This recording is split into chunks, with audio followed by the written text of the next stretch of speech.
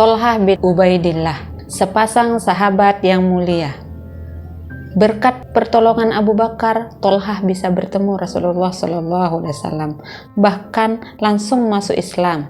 Setelah menyatakan keislamannya di hadapan Rasulullah SAW, Tolhah dan Abu Bakar pun pergi. Akan tetapi di tengah jalan mereka dicegat oleh Naufal bin Khuwailid yang dijuluki singa Quraisy karena dia terkenal kejam dan bengis. Naufal kemudian memanggil gerombolannya untuk menangkap Tolhah dan Abu Bakar. Keduanya diikat dalam satu tali lalu dipukuli. Semua itu dilakukan Naufal karena Tolhah dan Abu Bakar masuk Islam. Atas peristiwa inilah Tolhah dan Abu Bakar dijuluki Al-Qarinain atau dua serangkaian yang diikat. Berita masuk Islamnya Tolhah menyebar dengan cepat di kota Makkah. Keluarga besar Tolhah yang berasal dari suku Quraisy sangat tidak suka akan hal ini. Mereka ingin Tolhah kembali kepada agama sebelumnya, yaitu menyembah berhala seperti yang dilakukan oleh nenek moyang mereka selama ini. Awalnya, bujukan secara lembut dilakukan oleh seluruh keluarga Tolhah, namun rupanya itu tidak berhasil. Tolhah tetap pada pendiriannya beragama Islam. Keluarganya mulai resah. Mereka mengancam Tolhah dengan beberapa hal yang buruk. Mereka pun tega bertindak kasar kepadanya. Tolhah termasuk orang yang terpandang di suku Quraisy. Dia terkenal sebagai pedagang yang sukses, juga kaya raya. Akan tetapi setelah dia masuk Islam, orang-orang Quraisy tidak menghargainya sebagai bagian dari suku mereka. Siksaan demi siksaan diterima Tolhah dengan tabah. Semua itu dia lakukan demi mempertahankan keimanannya. Sahabatnya Abu Bakar juga tidak luput dari siksaan.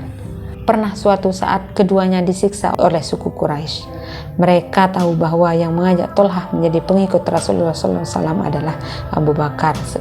Sebelumnya Tolhah tidak tahu tentang Nabi terakhir yang lahir di Mekah itu. Lama-kelamaan kaum Quraisy mulai merasa malu. Mereka malu karena selama ini mereka telah menyiksa keluarga mereka sendiri. Mereka sadar ternyata orang terpandang dari Quraisy memihak Rasulullah SAW walaupun dia tidak berpindah agama. Kekhawatiran pun muncul dalam diri mereka, takut hal buruk menimpa mereka. Tokoh Quraisy yang melindungi Rasulullah SAW adalah pamannya sendiri, yaitu Abu Thalib. Dia putra dari Abdul Muthalib, seorang tokoh Quraisy yang paling disegani semasa hidupnya. Kaum Quraisy sangat menghormati dua kerabat Rasulullah SAW tersebut. Mereka tidak berani bertindak ceroboh kepada Rasulullah SAW karena menghormati Abu Thalib dan Abdul Muthalib, walaupun sang kakek sudah lama meninggal dunia. Tolhah termasuk ke dalam golongan as-sabiqunal awwalun, orang-orang yang pertama masuk Islam. Dia merasa sangat beruntung berada dalam naungan Islam. Dia senang menjadi pengikut Nabi yang mendapat julukan Al-Amin. Tolhah menjadi salah satu sahabat Rasulullah SAW yang dipercaya. Satu tugas menanti Tolhah, yaitu berhijrah ke Habasyah bersama dengan muslimin lainnya demi mempertahankan keislaman mereka. Saat itu keadaan Mekah sangat tidak baik bagi umat Islam. Jumlah umat Islam saat itu masih sangat sedikit. Setiap hari terjadi penindasan terhadap umat Islam. Akhirnya Rasulullah SAW memerintahkan umat Islam untuk berhijrah ke Habasyah. Setia bersama Rasulullah SAW. Tolhah hidup bersama Rasulullah SAW. Dia senantiasa sholat di saf terdepan bersama sahabat lainnya. Para sahabat punya keahlian yang beragam. Tolhah sendiri termasuk yang ahli dalam berdagang. Jika selesai dari mengikuti majelis ilmu, Tolhah akan berdagang di pasar. Dia berdagang demi memenuhi kebutuhan hidupnya, juga memenuhi kebutuhan keluarga dan kerabatnya. Kesibukannya membuat Tolhah tidak bisa sepanjang hari bersama Rasulullah SAW. Ada saatnya Tolhah tertinggal majelis ilmu Rasulullah SAW. Akan tetapi dia tidak segan bertanya kepada sahabat lainnya seperti Abu Hurairah, Umar bin Khattab, dan sahabat lainnya mengenai ilmu yang disampaikan Rasulullah SAW. Tolha sering menemani Rasulullah SAW baik saat berkeliling Madinah, bersilaturahim maupun melakukan perjalanan. Tolha selalu berusaha menenangkan hati Rasulullah SAW seperti menuntunkan untanya dan mengerjakan segala perintah Rasulullah SAW. Tugas Tolha lainnya adalah menyiapkan kendaraan untuk Rasulullah SAW. Dia selalu memilihkan kuda atau unta terbaik untuk kendaraan Rasulullah SAW. Bahkan Tolha kadang memegang minyak wangi Rasulullah SAW. Oleh karena itu Rasulullah SAW selalu wangi. Jika bersalaman dengan Rasulullah SAW akan tertinggal bau harum. Tolha sangat menyayangi dan menghormati Rasulullah SAW. Oleh karena itu, Tolha selalu mendampingi Rasulullah SAW dalam keadaan apapun, terutama saat dalam peperangan. Saat perang Uhud, pasukan Muslim terdesak mundur, padahal sebelumnya pasukan Muslim hampir mendapatkan kemenangan.